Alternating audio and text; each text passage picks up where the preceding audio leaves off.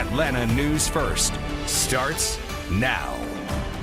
It is still quite cloudy out there right now, but we are going to see conditions improve through the day today. Only 2/100ths of an inch of rain here in Atlanta, but we saw significant rain in East Georgia. That's the reason we're still technically under the flood watch in many areas across the eastern half of the state until this evening. Here's why. Here's the rainfall totals over the last 2 days.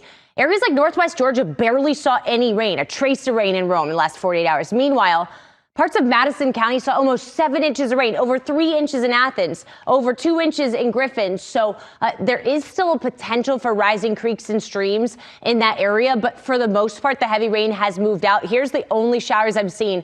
Some very light showers moving through Coweta County towards noon in Peachtree City. You might see a little light rain. We cannot rule out a few of those stray showers between now and noon, and then the sun's going to come out for the first time since Friday. Around 1 or 2 p.m., those clouds will begin to break, and by the time you get off work, I expect partly cloudy skies.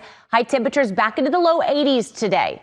That's still quite mild for this time of year, and that's where temperatures are going to stay. Low 80s as highs as we head into the end of the week and even this weekend. And we're looking at a low end, 20 to 30% chance of rain at most through Saturday. The majority of that rain will be in the mountains. So for most of us, the next 4 days look very dry. That includes Saturday, so you could certainly make some outdoor plans for the first half of the weekend. Things start to change on Sunday. Sunday into Monday, we are going to see scattered showers and thunderstorms return. And we're watching Monday. That might be our next first alert weather day. But for right now, it doesn't look like the chance of rain is high enough to issue a first alert. According to